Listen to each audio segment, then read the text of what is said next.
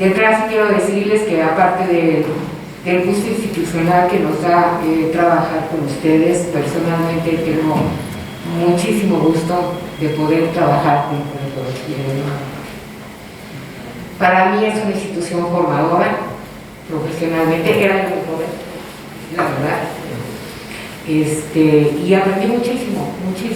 Lo que me aportó a mí el colegio de bachilleres es equivalente a lo que en la muestra le aportan ustedes a los alumnos y a los adolescentes y a quienes cruzan sus aulas y sus paredes.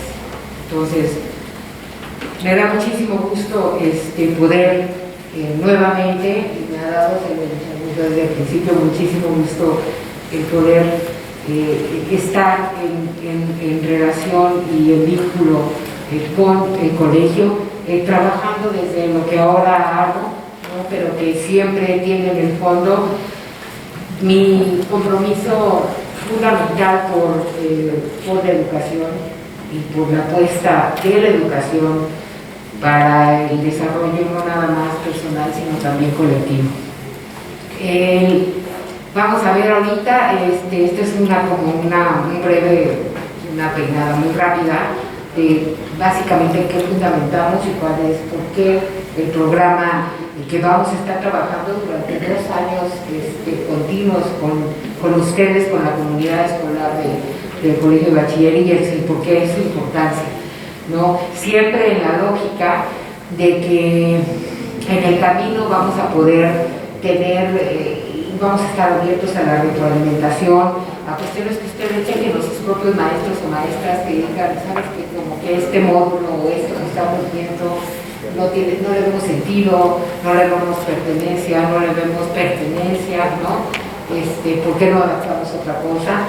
Y para poder caminar en esta lógica que sigue lo que yo ¿qué son los derechos humanos? Básicamente las dimensiones para acercarse a ellos tienen que ver con la dimensión histórica, con la dimensión ética y con la dimensión jurídica. Ya que sigue la parte de la dimensión histórica, estamos hablando de un cuerpo de valores y preceptos, ¿no? Que van cambiando y han ido cambiando a lo largo de la historia moderna de los seres humanos. El primer antecedente, digamos, más moderno es la Revolución Francesa, ¿no? A partir de eso se empiezan a fundamentar las lógicas del cuerpo de lo que son los derechos humanos, y en ese entonces tenían varias características, siglo XIX, ¿no? Básicamente se referían a lo que era el corpus de la ciudadanía, ¿no? De qué quería decir eso y cómo alcanzarla, ¿no? Y naturalmente estamos hablando de lo que hoy denominaríamos como los derechos políticos, ¿no? Y civiles. No abordaban otra cuestión más que esa parte, ¿no? Y tenían otra característica fundamental. Estaban dirigidas y dirigidos hacia los hombres y los hombres blancos. Es decir, la gente de ascendencia africana, los negros y las mujeres, por ejemplo, también, no estaban incluidos, digamos, en la lógica de esta universalidad como la que hoy entendemos los derechos humanos.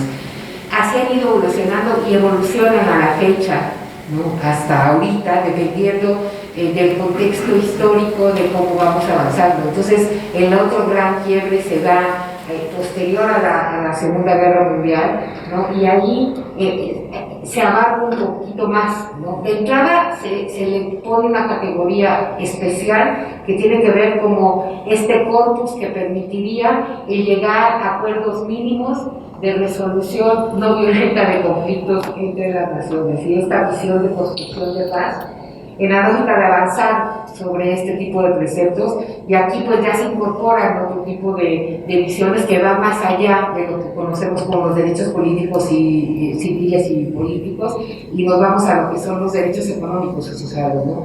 Mucha fuerza, por ejemplo, en el derecho a la educación, el derecho a la salud, el derecho al trabajo, ¿no? Se incorporan a las mujeres ya como parte, digamos, del corpus. Y entonces tenemos que siempre, cuando hablamos de derechos, ver que estos tienen esta característica que se llama de progresividad, ¿no? Está muy reflejada para ver y entender cómo los derechos evolucionan a partir del contexto en que estamos viviendo, ¿no? Hoy, por ejemplo, lo que se llaman los nuevos estándares y lo que va avanzando en términos de creación del corpus de derecho, pues tiene mucho que ver, por ejemplo, con cómo igualamos las desigualdades, ¿no? Y cómo tenemos una mirada diferenciada entre pues, los que tenemos características generales y quienes tienen ciertas características que los hacen y los plantean desiguales ante el desarrollo, ante el mundo, ¿no? Como pueden ser las personas con discapacidad, las comunidades indígenas, las mujeres, las niñas, los niños adolescentes, entre otros, ¿no? O estas grandes discusiones que jamás las hubiéramos pensado quizás hace 70 años, que tienen que ver, por ejemplo, con el abanico de la diversidad sexual y la diversidad genérica, ¿no?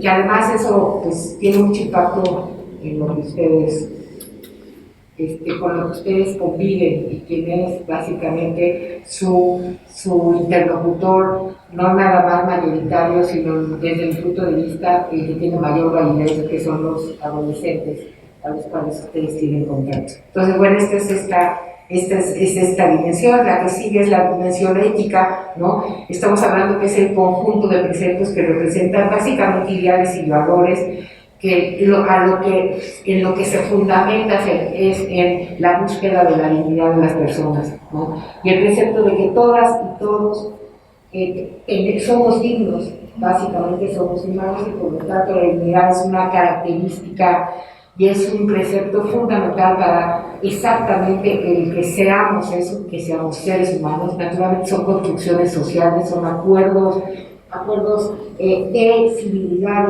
y sociales, de convivencia, ¿no? Y se dividen en varias cosas, en cuestiones muy concretas, pero también en ideales como para dar un camino. Y desde mi punto de vista no es porque nosotros trabajemos aquí, sino porque sí soy una convencida de eso, ante un siglo XXI en donde muchos de los paradigmas que servían para guiar nuestro desarrollo social y nuestra vida en común se han perdido. Es decir, cada vez más, cuando yo oigo hablar de que vienen los comunistas, yo digo, pues en qué siglo anochecieron y amanecieron el día de hoy, no, pues eso ya no existe. Y cuando hoy se refieren y refrescan la Guerra Fría, yo digo, el muro de Berlín se cayó en 1900, ingresamos a los 90 sin eso. Y bueno, para nosotros sí, la ruta ética de los derechos humanos constituye una ruta importantísima de camino exactamente a no nada más nuestras mejoras individuales, sino nuestros caminos colectivos. Y lo siguiente es la dimensión jurídica, ¿no? Y es que los derechos humanos requieren exigibilidad, es decir, no es una suerte de, bueno, es que a mí me parece que está bien padre vivir con este marco, ¿no? Que es algo que, digamos, que tenemos que trabajar y construir, sino que, pues, básicamente estamos obligados a vivir y a convivir bajo ese marco desde una lógica normativa. Y yo lo planteaba muy rápidamente cuando, la que sigue por favor, muy rápidamente cuando estaba compartiendo con ustedes mi mensaje en la firma del convenio. El día de hoy, exactamente, se cumplen 10 años de la modificación de lo que se conoce como el bloque constitucional de derechos humanos en nuestra Constitución. Nuestra Constitución hace 10 años pasó a ser una Constitución garantista. De garantías individuales pasamos a derechos, ¿no? Y eso es fundamental. Y ha cruzado normativamente muchísimas leyes, ¿no?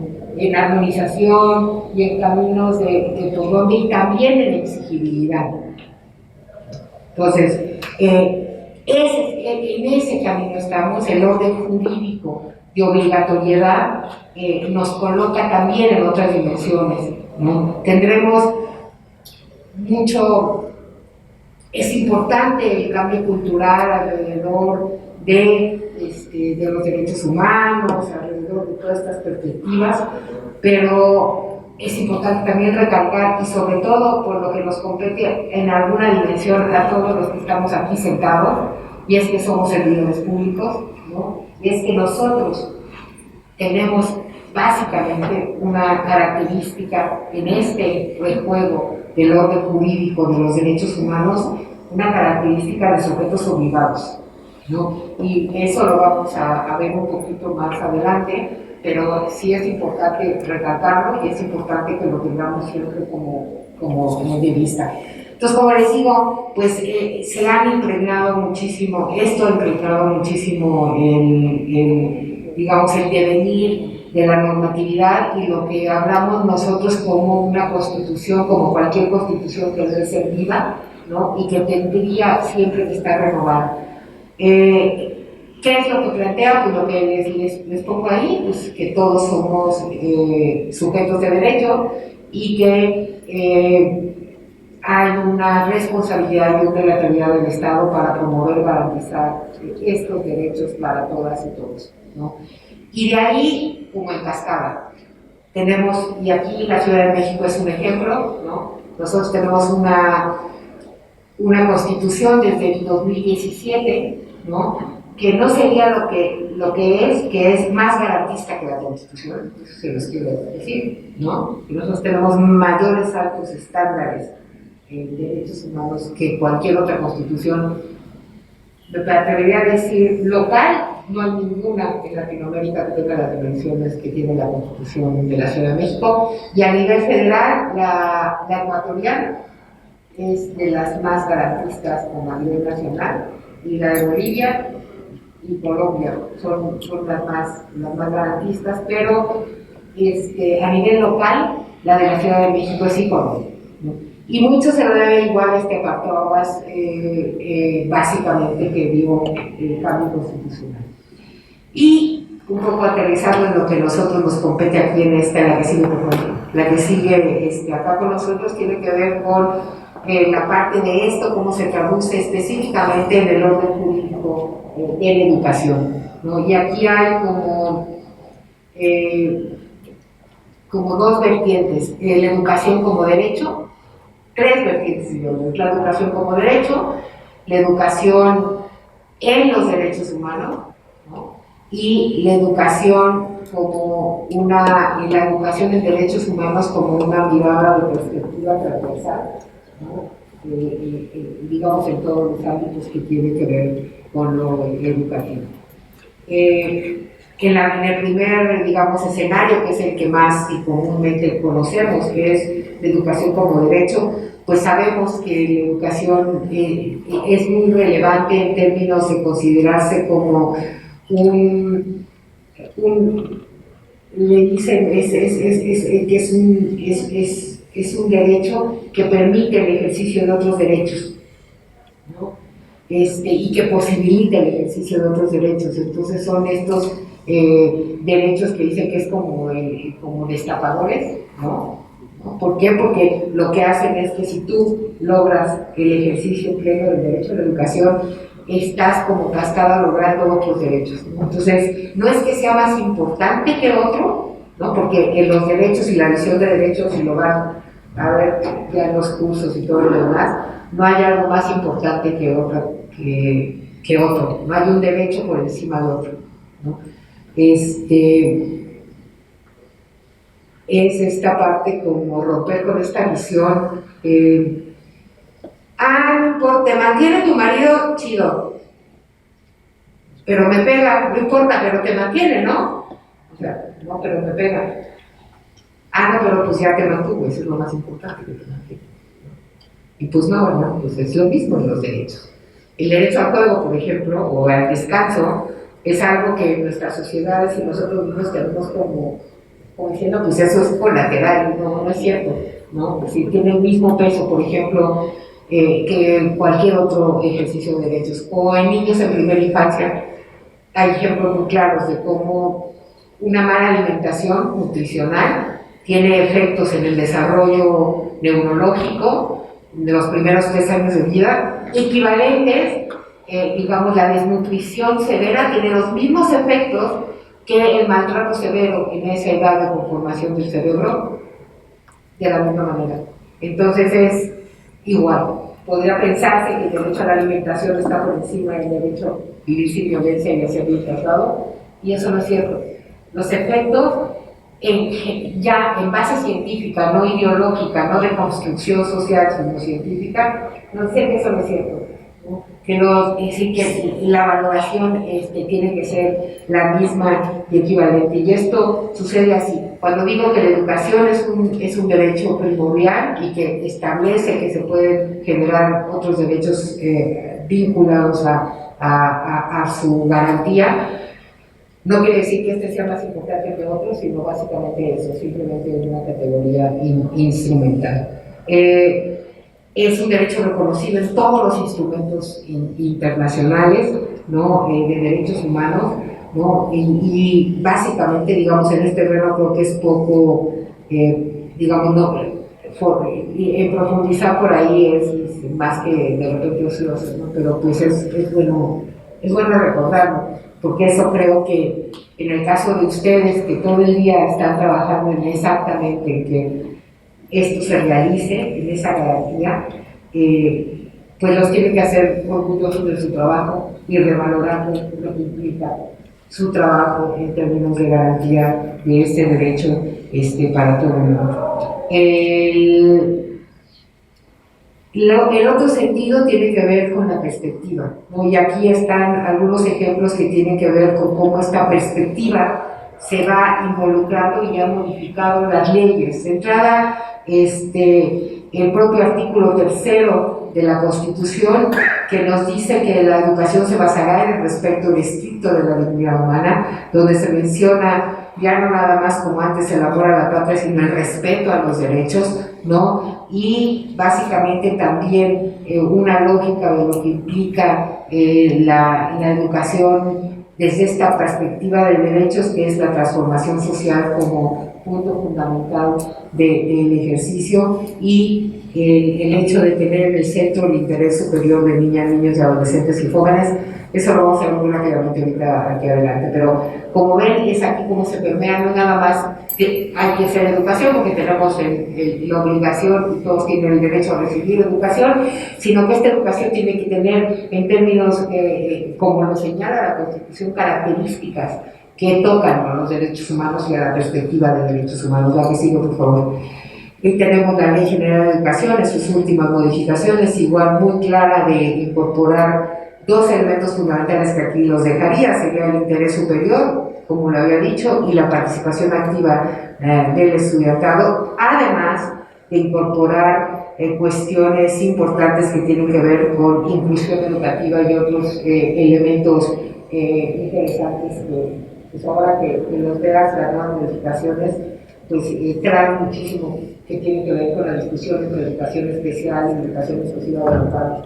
Entonces también tienes ahí antecedentes de trabajo, ¿no? Y bueno, la Ley de Educación de la Ciudad de México, en donde otra vez se reafirma mucho esta perspectiva que les decía, que tiene que ver con la igualdad, aquí incorporando ya términos como la igualdad sustantiva entre hombres y mujeres, así como la diversidad sexual y el género, y esto habla mucho de, cuando hablamos de que todos los derechos son para todas y todos, ¿no? Y básicamente que la perspectiva de derechos igual tiene en el fondo y no puede entenderse tampoco sin el principio de no discriminación, ¿no? Y la lucha exactamente porque además el hecho de tener esta diversidad lo que nos está poniendo es en juego que los grupos están en situaciones diferentes y diferenciadas para poder alcanzar esos derechos, y lo que tenemos obligación nosotros es poner los estándares para que esto se iguale, ¿no? Para que esto tenga un piso parejo para todos, no para que nos veamos igual, sino para que todos veamos cumplidos nuestros derechos de igual manera, que es diferente, ¿no? Acabamos de En la ciudad apenas ahorita estas organizaciones se han venido dando durante los 10 últimos años, pero por ejemplo la Ley de Educación de la Ciudad de México acaba de ser aprobada apenas hace 15 días, ¿no? Con estos estándares que les estoy planteando, bastante elevados en términos de la parte jurídica de derecho. En general lo que yo les diría es, para cerrar esta parte inicial, es todos somos sujetos de derecho, ¿no? Esta parte es una falsa dicotomía el decir, es que porque ellos dicen que tienen derechos y yo tengo derechos. Claro que sí, todos tenemos derechos. Ustedes aquí sentados tienen derechos tan claros como todos los que están planteados en la Constitución, en su calidad de habitantes, ciudadanos y participantes de esta sociedad, ¿no? Lo que hay en esta parte es como diferencias entre quiénes son los sujetos de derecho, además de nosotros, con una visión en este sentido reforzada, ¿no? Y aquí están pues todas estas poblaciones que les decía, que en la Ciudad de México se llaman de atención prioritaria, ¿no? Y que tienen diferencias y digamos, características que hacen que se enfrenten al mundo de manera desigual, ¿no? Con características estructurales que no les permiten acceder de la misma manera a los derechos. Y pues bueno, están las niñas, niños y adolescentes, las mujeres, las personas indígenas, las personas mayores, las personas con discapacidad, y todo este grupo de personas privadas de la libertad, y todos estos a los que nos de la diversidad sexual, y todos ellos que, digamos, requieren del Estado estas miradas de protección diferenciada. En general, los sujetos obligados de los derechos es, de entrada, el Estado es un sujeto obligado de derecho. Por lo tanto, nosotros tenemos una doble característica: somos sujetos de derecho como ciudadanos, como somos, y en nuestra característica actual, ¿no? En lo que hacemos es que somos también sujetos obligados para que se garanticen los derechos. Y ahí empieza a haber, digamos, esta diferenciación que no tiene nada que ver, ¿no? Con si ellos tienen y yo porque no tengo, y porque ellos dicen, porque todos tenemos y estamos en diferentes ámbitos, y porque nosotros estamos obligados, porque así estamos, en nuestra característica de conformar y ser parte del servicio público ante la lógica de lo que ya habíamos venido platicando, ¿no? En el caso de adolescentes, que es la población con la que ustedes trabajan, tenemos nuestra doble responsabilidad, porque tenemos la obligación de una protección diferenciada con ese grupo poblacional, y además también es cierto que tenemos que contemplar ahí que en la garantía de derechos, o sea, el sujeto obligado, en este caso también incorporamos al mundo adulto alrededor de los adolescentes, ¿no? Entonces, por ejemplo, la comunidad, la familia, lo que tiene que ver con el entorno familiar, los adultos que están alrededor de estos adolescentes también son, en el caso de adolescentes, de niños y adolescentes, sujetos obligados. ¿Para qué? Para la realización de esos derechos, ¿no? Entonces, ahí digamos, están como las diferencias cuando ya estamos hablando en concreto de la población con la que ustedes trabajan aquí. Sí. Y aquí profundizando, pues básicamente los adolescentes, que es la mayoría de las personas en la etapa de edad con la que ustedes están conviviendo, de la que son ustedes responsables, ¿no? Están protegidos por la Convención de los Derechos del Niño, ¿no? Es importante que no que la revisen. Yo creo que lo más importante para mí en la Convención es entender sus 4 principios fundamentales y fundacionales, que son el de la no discriminación, el interés superior de la niñez, la supervivencia y pleno desarrollo, y la participación, que son derechos pero también son principios y que son transversales para entender, cuando hablamos de derechos del niño, de qué estamos hablando. Y digo fundacionales porque es una convención del 89, ¿no? Ya personas, ¿no? Y por lo tanto el mundo ha cambiado igual. Entonces mi recomendación siempre a quien quiera profundizar en esto, además de tomar los talleres que vamos a dar acá, ¿no? Es que si quieren saber algo más de por acá, profundicen sobre lo que se llaman las observaciones generales del comité, que se empezaron a generar a partir del año 2000 y que a la fecha, en el mes de abril, acaban de emitir la última, que es la observación general número 25, que tiene que ver con los niñas, niños y adolescentes y el entorno digital, y que entonces hay varias recomendaciones. Alrededor del 80% tocan aspectos que tienen que ver con adolescentes, pero hay básicamente 3 que tienen dirigidas específicamente a adolescencia. Una tiene que ver con salud, otra tiene que ver con adolescentes en conflicto con la ley y otra con adolescentes en general, y entonces pues es importante que se quieren sacar. Y dejé esto, que es algo, digamos que es un principio también fundamental, pero que se generó a partir de, digamos, del camino de la convención, como lo vimos al principio. Pues, el marco de derechos va cambiando, va transformándose a partir de los contextos, y esto es importante de la autonomía progresiva porque tiene mucho que ver con entender que la convención tiene que leerse también con este principio. ¿Qué quiere decir? No es lo mismo cómo se aplica un derecho cuando tienes 3 años, ¿no?, a cómo tienes que mirarlo cuando tienes 17. Pero además ustedes lo saben, no es lo mismo las adolescentes de 13 o 14, muchas de 14 años en promedio, que llegan a colegio de bachilleres el primero, ¿no?, a las que se van retirando, que tienen entre 17 y alguna ya menores de 18 años. Esa misma y este principio nos sirve mucho para poder entender que la aplicación va muy ligada al desarrollo, no nada más de edad, sino también a entender los desarrollos sociales alrededor de este principio de autonomía progresiva, la que sigue. ¿Qué es, digamos, cómo interpretaríamos y cómo se interpretan estos estándares de derechos humanos en el ámbito jurídico de la educación, la que sigue? Como lo decíamos, hay varios criterios ya muy establecidos de cuáles son las responsabilidades del sector educativo alrededor del ejercicio de derechos, y no nada más en términos del derecho a la educación. Entonces, quise traerles básicamente pues este ejemplo es, hay 2 ya a nivel de la Corte Interamericana de Derechos Humanos, uno del 2015 y uno del 2020. En el caso del 2020 es que les voy a dejar ahí, que tiene que ver con, lo acaban de, es una resolución que apenas se dio a conocer el año pasado. Estamos en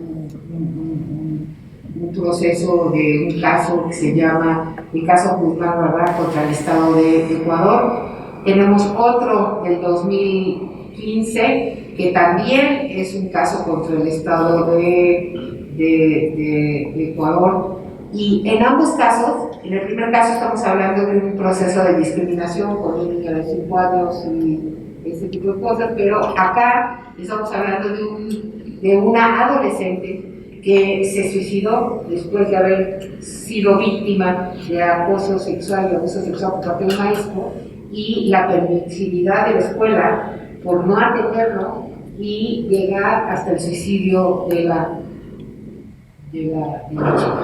Entonces, esta tesis, que es icónica, ¿no?, lo que reitera, igual que la tesis del 2005 en la Corte Interamericana, es que hay una responsabilidad de la institución escolar alrededor de lo que pasó con esa chica. Sí, básicamente en términos de no haber atendido digamos, a la demanda del acoso, ¿no?, pero no también a sí mismo, entonces hacer como que eso pasara nada más de ser, que no es menor, un caso en donde había que atender una violación, ¿no?, a suicidio de la niña. Y toda la responsabilidad va contra el Estado ecuatoriano, totalmente sólido, con investigaciones interesantes. Yo creo que vale la pena mucho también que la revisen, ¿no? Tanto por las propuestas de recomendaciones que da la Corte Interamericana, por ejemplo, a desarrollar cuestiones psicosociales, a atender esto, a tener protocolos de atención, ¿no? A que tenemos la obligación de una protección reforzada por las características de adolescencia de las personas con las que tratamos, y pues esa es la manera, digamos, como aterriza jurídicamente tanto nuestras omisiones como nuestras acciones a favor exactamente de esta visión de derechos en la escuela. La que sigue. El otro ejemplo, la que sí, ¿no? El otro ejemplo tiene que ver con México, ¿no? Y esto es, digamos, los criterios de la Suprema Corte relacionados con el acoso escolar y el bullying.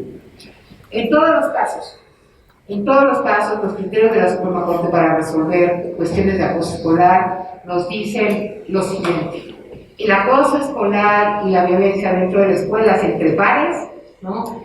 es un fenómeno complejo, ¿no? Que trae, digamos, lógicas de ausencia de manejo del conflicto por las vías pacíficas y de procesos de un país en donde dar una nalgada no es pegar, ¿no? Y en donde, pues, es que así me educaron y así, por eso soy una mujer de bien.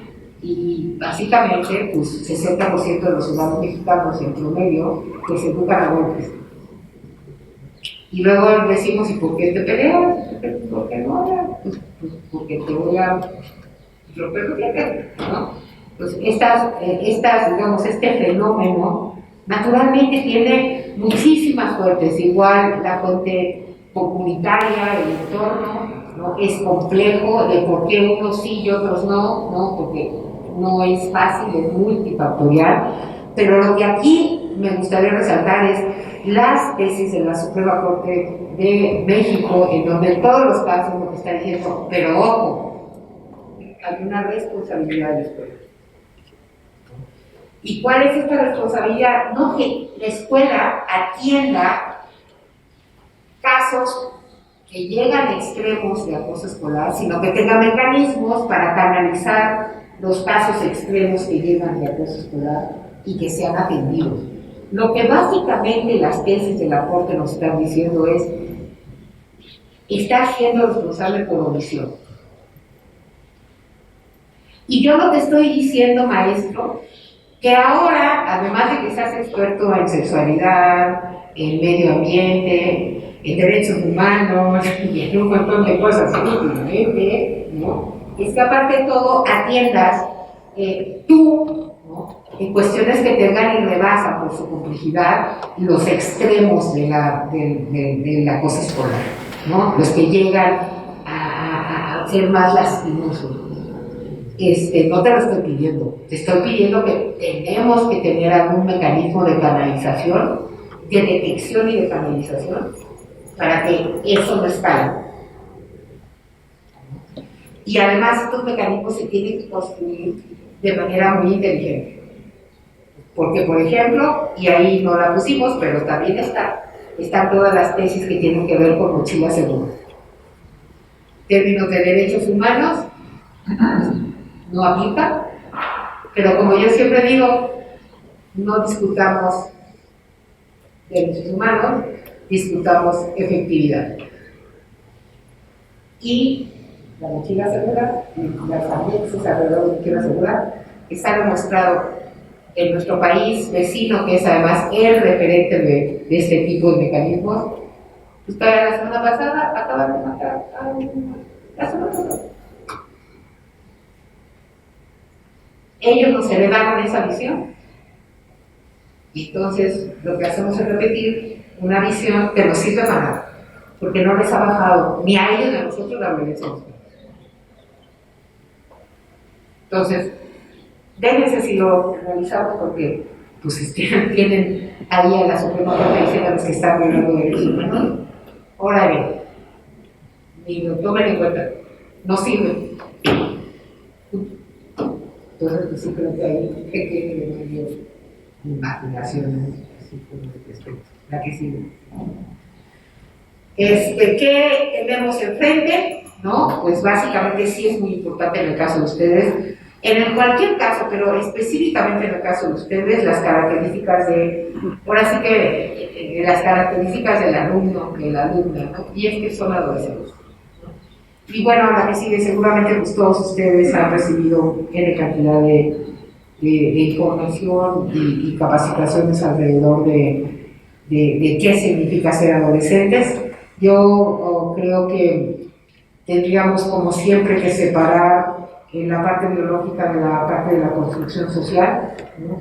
Y lo que sí determinar que hoy, a diferencia de hace 20 años, por ejemplo, tenemos toda una generación de conocimiento que tiene que ver y que nos explica algunas cosas, por ejemplo, en términos de algunas respuestas de los adolescentes que tienen que ver con, acuérdense, nosotros tenemos 0 a 5 años, el gran laboratorio neuronal de los seres humanos, la conformación de nuestra arquitectura cerebral, sobre todo en los primeros 100 días, pero hasta los 5. Después todo nuestro cerebrito como que se cierra, ¿no? Y chaca, viene la adolescencia y se vuelve a abrir, sobre todo en la parte frontal, ¿no? Lo que está hablando de que tenemos impactos, ¿no? No hormonales, impactos neuronales que tienen que ver con nuestra respuesta para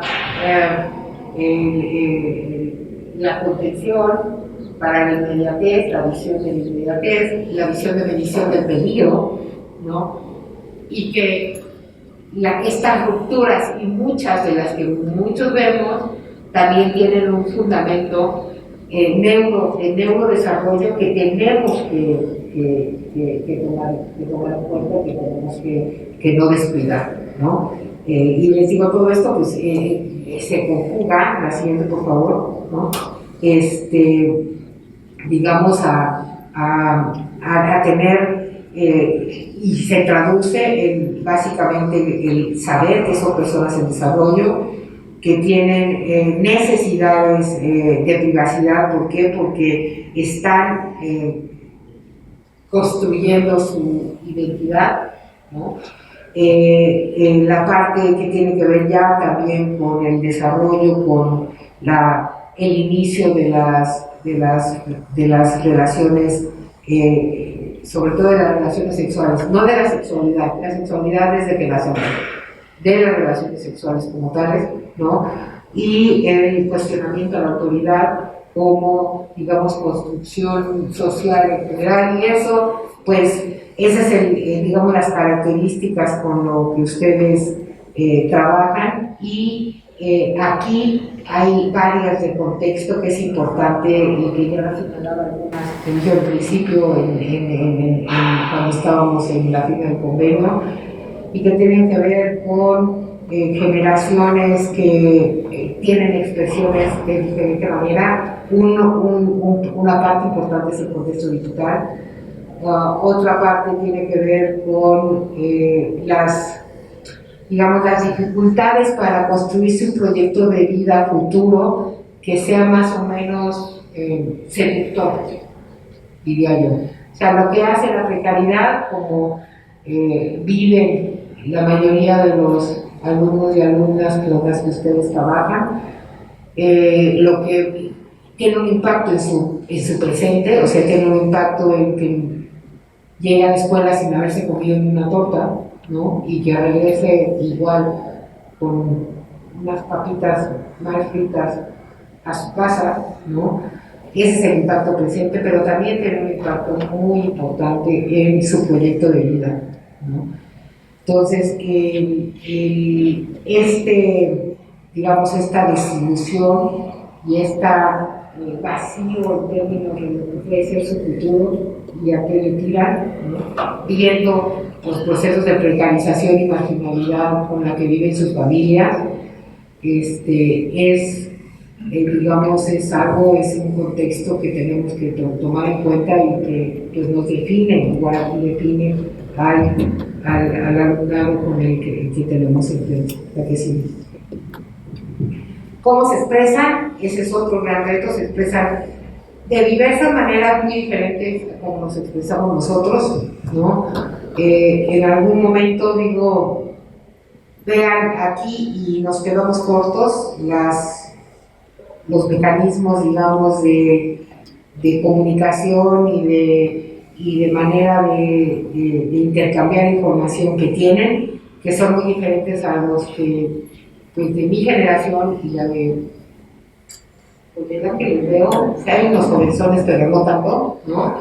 Así que, pues no les toca tampoco, no les toca. Es otro mundo, es otra manera y establece otras reglas de comunicación y de escucha, ¿no? Y ahí están, y otras maneras además que tienen que ver igual con cómo lo demandan, ¿no? Y ahí está una linda foto de una toma, ¿no? Pero también está algo que es importante tomar en cuenta el contexto, y es que este tipo de adolescentes y jóvenes están saliendo a la calle con ese tipo de expresiones, no nada más en la colonia del Valle, ¿no? Sino lo están haciendo en muchos estados de la República, pero también lo están haciendo a nivel de la región y a nivel del mundo. Son ellos los que están saliendo así, las expresiones de acción directa y de anarquismo están ahí, son las expresiones que tienen para hacer este tipo de protestas. Y bueno, ¿qué les puedo decir? En Chile empezó con una protesta estudiantil, si ustedes se acuerdan, ¿no? Y hoy tenemos este mayo, después de eso, en mayo tuvimos ya se provocó que hubiera una votación para un constituyente y ya está instalado el constituyente en Chile para una nueva constitución. O sea, el nivel que adquirió la movilización juvenil, muchos de ellos además, la mayoría adolescentes, en Chile hoy tiene esa población. Y en el caso de Colombia, ahorita el paro nacional de Colombia está fuertemente, digamos, sostenido por los grupos juveniles de las colonias urbano-marginales de Cali, de Medellín y de Bogotá, ¿no? Entonces, y de la mayoría de las ciudades colombianas. Eso es de lo que estamos hablando, y eso es un modo y un acercamiento de lo que estamos hablando, para un poco también que no piensen de por qué a mí, ¿no? Pues por qué a todos, porque aquí no tengo vivir, ya que sí. Aquí adicional los efectos que han tenido ahorita y que van a tener posteriormente a la pandemia. Tenemos un informe que se llama, hicimos el año pasado una consulta con 40,000 adolescentes, niñas y adolescentes en el país, se llama Infancia Cerrada. Hay un informe específico para jóvenes entre los 14 y los 20 años, porque el informe lo cerramos a los 17, por esta situación que les digo que es bien importante tomar en cuenta. Menores de 18 años requieren una visión diferenciada de nosotros, desde la perspectiva de derechos. Pasas a los 18 años y eres mayor de edad, naturalmente sigue siendo sujeto de derecho y naturalmente hay obligaciones que tenemos para garantizar esos derechos, pero la visión reforzada no está establecida como tal dentro del parámetro de derechos humanos, ¿no? Y en el caso de nosotros, ese parámetro es jurídico también. Entonces, los separamos, pero nos habían contestado algunos de 18, 19 y 20 años y entonces los incorporamos a un informe especial que tiene que ver nada más con adolescentes y jóvenes, que ahí está en la página de la comisión. Algunos de los elementos que les detallaría de esto es básicamente pues, la preocupación por la pandemia en general, muy poca preocupación en el grupo de adolescentes por regresar a la escuela, ojo, ¿no? Mucha más preocupación por los amigos que los niños, ¿no? Muchos más elementos de preocupación en salud mental en adolescentes que en niños, ¿no? Que tienen que ver con ansiedad, estrés y toda esa parte. Y pues si les sirven algunos datos, ahí está. Los tenemos por alcaldía también. Y después de seguir, porque si hay algunas, digamos, hay unas constantes, pero hay algunas diferencias dependiendo de la calle. Por ejemplo, Magdalena Contreras, no sé quién es el director de Magdalena. Por ejemplo, Magdalena, tú sabes, tiene un alto problema en embarazo adolescente. Entonces, naturalmente todos lo tienen, pero si nos vamos ahorita como a buen cubero, Magdalena va a tener más broncas ahí y hay elementos ahí que reflejan, por ejemplo, esta situación, ¿no? Que tiene que ver con la crianza con abuelas y todo ese tipo de cosas, ¿no? O la ausencia de espacio, ¿no? O de acceso a internet, por ejemplo, Milpalta, muy bajo, muy bajo, ¿no? Entonces, te lo va dando respuesta y está por acá. Yo también espero que igual les sirva a eso, pero es importante tomar en contexto qué pasa con Bonita, que sigue como como se sienten, pues más o menos se sentían bien, fíjense, se sentían bien. Los adolescentes tenían más contacto con sus pares vía las redes sociales que otros, entonces tampoco era más, pero claro, esto se levantó hace un año. Ahorita me está quedando, que sí.